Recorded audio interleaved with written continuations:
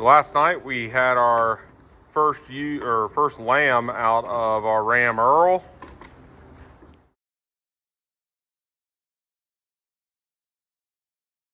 We've been kind of watching this ewe over the last couple of days. We noticed that her udders really started to make an appearance.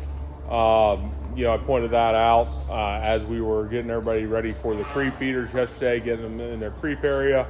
Walked out, saw all these Suffolk ewes up here in the front corner and could hear a ewe talking to her lamb.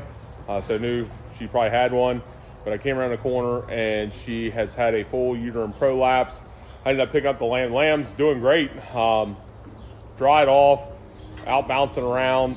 But I have her in here in the pen laying down. We're talking with the vet right now, seeing what we can do. But I think we're gonna have to try to take care of it ourselves right now, just to help make her comfortable. So I'm gonna get this lamb processed, see what it is, and then start working on her.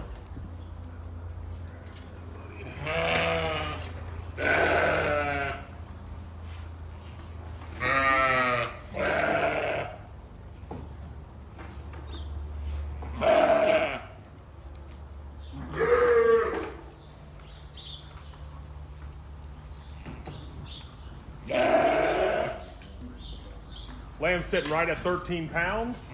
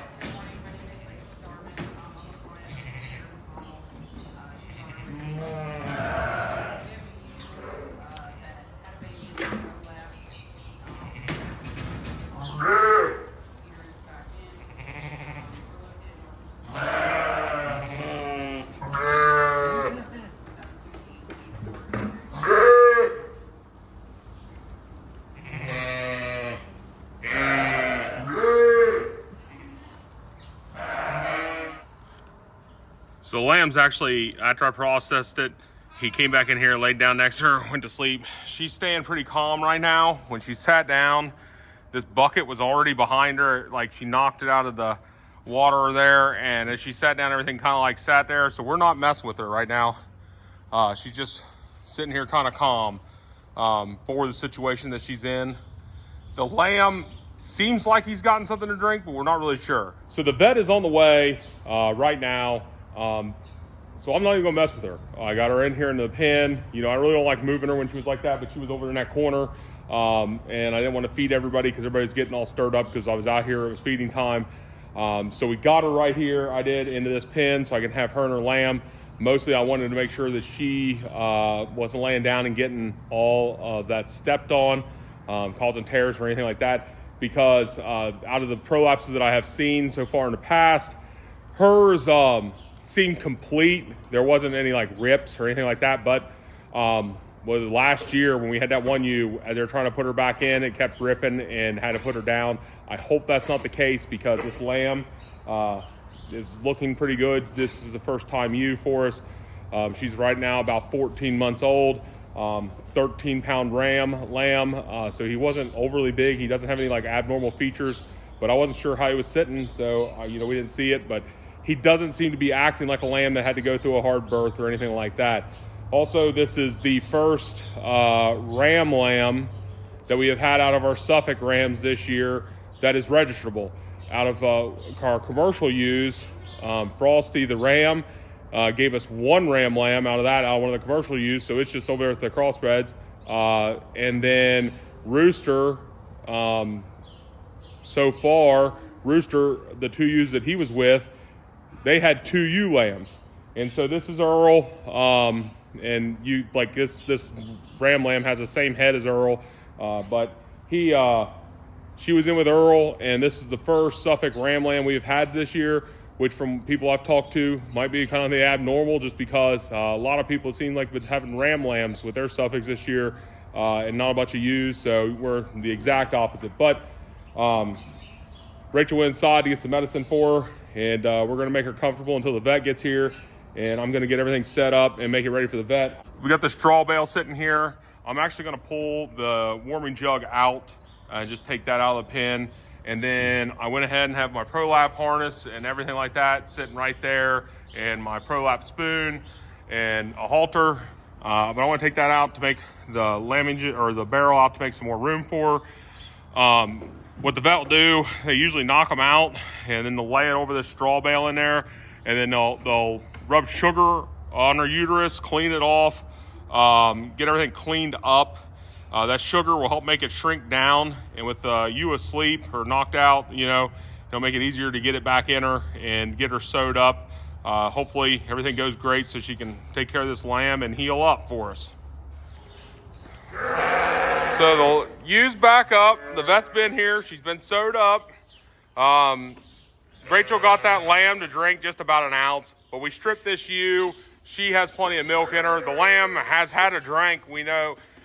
This morning for sure, had a warm mouth. He's up moving around pretty good. He's not crying. And that's the thing. Right now it's 7:30 a.m. The vet has just left. I walked out here in the barn at 6 a.m. So it's only been an hour and a half from the time I found her, got her over here in the pen, until she has been completely basically fixed back up. That's the thing, getting them here quick in this situation, because as they're prolapsed, these ewes just keep continually wanting to push because they feel that there's something there, and in their mind think that there's another lamb there. This ewe actually sat down on that bucket, and I don't know if that helped or not. I don't know. She just kind of relaxed a lot once she did that. I don't even understand how it happened, but she's here now. We're gonna have to keep an eye on her and the lamb. We gave her some pain meds. We're gonna give her some penicillin today. And, everything looked really clean with that uterus. He's able to get it back in there. He put some medicine in, and, right now we're just hoping for the best, but everything looks pretty good. A lot of the times in the past where we've had issues was getting them sewed up at this point. That's where they were developing, being too dirty or having like a tear or something. I think this girl right now is very similar to the last one we found with the prolapse. And we were able to get to her in time and get her taken care of and sewed up pretty quick. They just lay them here across the straw bale, and we hold her down. I didn't film any of that because, there's blood there.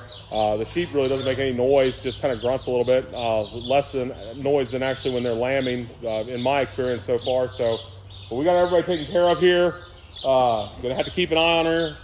Gave her electrolytes and water, and we're just going to leave everybody alone because there's been a lot of commotion out here, especially, I'm sure she's tired. I'm sure she's going to want to lay back down here in a minute, but hopefully things will be going good for us with this ewe, and she'll be able to take care of this ram lamb for us.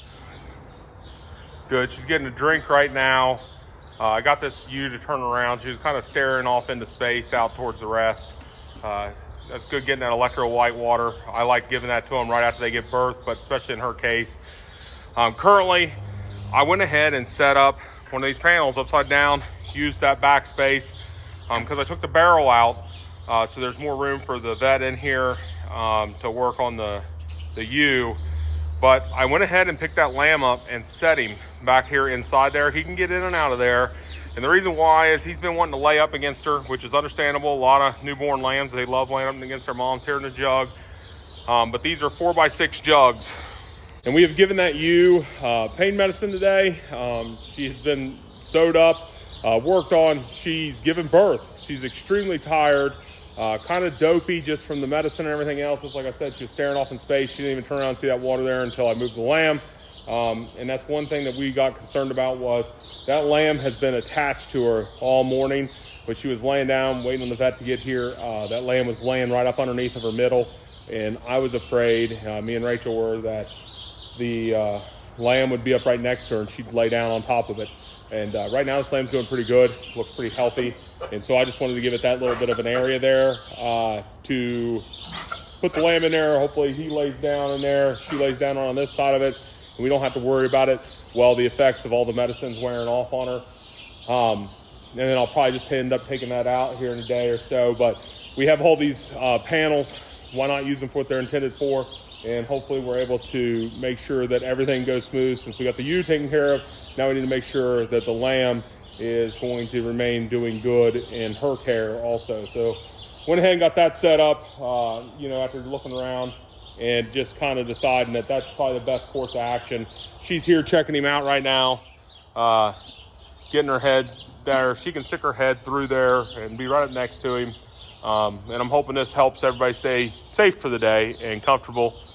But I've already gone down the road, got everybody fed down there this morning. Now I need to go inside and get changed because I'm got blood all over my clothes.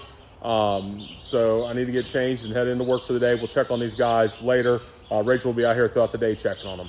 So we're back out in the barn. It's feeding time. It's been 12 hours since we got her sewn up. Rachel's been checking on her throughout the day. This ewe has gotten up. She's been doing good. The lamb is right there behind her, sitting down. Everything seems to be going okay. Rachel's seen the lamb get up, get underneath of the ewe. The lamb's kind of trying to jump around a couple times. Kind of warm today, which is good for this lamb. Everything, like I said, seems to be going okay with her. But what I want to do is I need to go ahead and get that ewe lamb out and that ewe out of that other jug there and just put them in over here with the rest of these Suffolks, just so that way I have an extra jug if need be.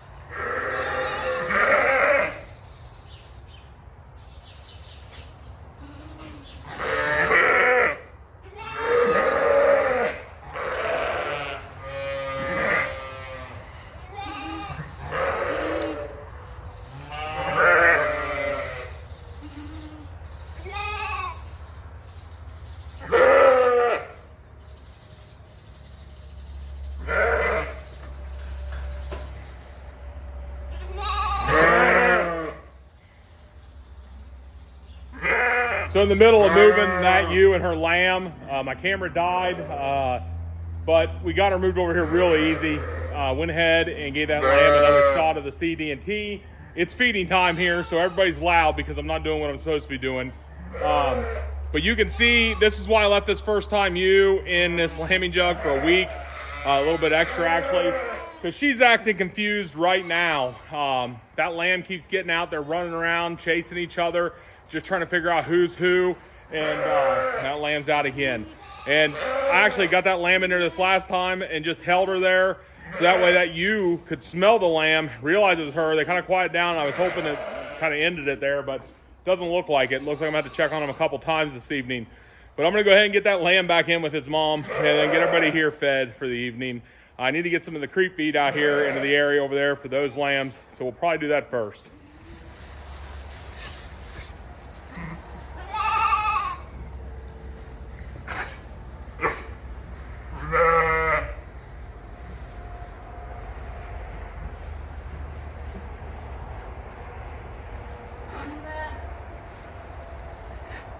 So I ended up throwing some fresh straw down once I got everybody fed, and this lamb, and really all lambs in general, just love that fresh straw. They love jumping around, playing in it. So it got it running around with the other lambs in here. It's getting underneath the ewe again. I saw it take a couple drinks off of her, so I'm hoping that it stays in the pen the rest of the evening, but I'll have to be checking on camera because I actually had to go over and pull it out of that lamb that was born this morning, this pen. That ewe over there, the Prolapse, was I guess very understanding, however you'd want to say it. She was there sniffing it, but you could tell she was annoyed by it because he jumped into that lambing jug, or she jumped into that lambing jug. So I ended up getting her out of there, back over here, and that's why I decided to throw down some straw, go ahead and feed these guys a little bit out of order, just so that way everybody kind of got settled down, and it seems to be working. That lamb's kind of chilling out right here. But, you know, I'm hoping that goes well for me and it stays in here for the evening. But this ewe's drank a good bit of water today. I actually ended up feeding her and putting her feed pan right down in front of her because that lamb was curled up right here, just nestled up next to her, asleep. And I didn't really want to have to get her up and disturb everything going on. I got her set up with some hay right here. She seems to be doing okay. And based off our past experiences with prolapses like that, full uterine prolapses, she seems to be doing okay with it. Meaning the first one we ever experienced was very similar to this, except I'm not sure how long it was out of her, same as this one. We ended up basically treating it the same way, sewed that girl up, had the vet do it, and she went on to raise a set of twin lambs. Everything seemed to go okay with her. The second one was the one we dealt with last year that we had to have put down because it just wasn't working. Things weren't going back right and there was injuries happening. And so with this girl, the vet said it was very simple. It went right back in really easy. Everything seemed very clean, you know, with her. And actually we had to have a different vet run out this morning, one we've never used before, because we called our vet, like I said, at 6 a.m. and she was getting ready to leave on vacation for the day. So Rachel said, just hold off. We'll start calling some others. We got a hold of this guy. He came over. His practice is about 25 minutes from here. And our vet called us back, said, hey, I'm going to go out and fire the truck up. I'll run up, sew this girl up for you real quick. We told her, no need. We got somebody. We understand. You know, these are just freak things that happen.